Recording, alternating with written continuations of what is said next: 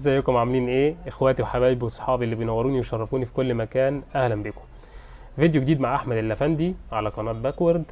الحقيقة بس عندي عايز اكلمك في تفاصيل كمان بخصوص موضوع عمرو اديب وتصريحاته ضد احمد حسام ميدو، اللي قال فيها كلام صعب جدا على النادي الاهلي، كلام صعب جدا على اسامة حسني، بلاغ للنائب العام من النادي الاهلي ومن اسامة حسني ومن جمال جبر ضد احمد حسام ميدو. وهو غريب جدا الفترة اللي فاتت بسبب تصريحاته والبوستات اللي بيعملها.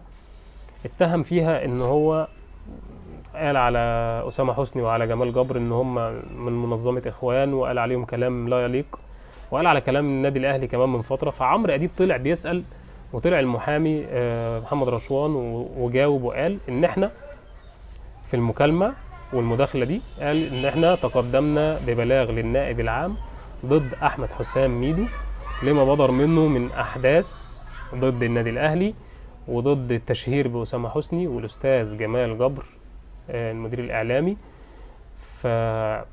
فمستغربين من احمد حسام ميدو الفترة اللي فاتت، وخصوصا زادت بعد موضوع الاهلي لما غلب الزمالك 4-1. كانت النتيجة تقيلة فعلا، كانت النتيجة صعبة، ولكن شوية عقلانية يا جماعة. حتى في الخصومة ما تبقاش فاجر في الخصومة، لأن دي صفة من صفات الناس اللي للأسف بيقولك إذا هجرت فهجر بالمعروف، أو إذا خاصمت فخاصم بالمعروف. ما تبقاش فجر في الخصومة. الخصومة دي في الفجر فيها ده معناه إنك شخص لا تبكي على شيء.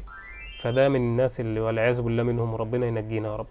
فاشوفكم في فيديو جديد، لايك للفيديو وتحياتي ليكم. كان معكم احمد اللفندي على قناه باكورد. الحقيقه بس عندي اسيبكم في رعايه الله، فيديو جديد، سلام.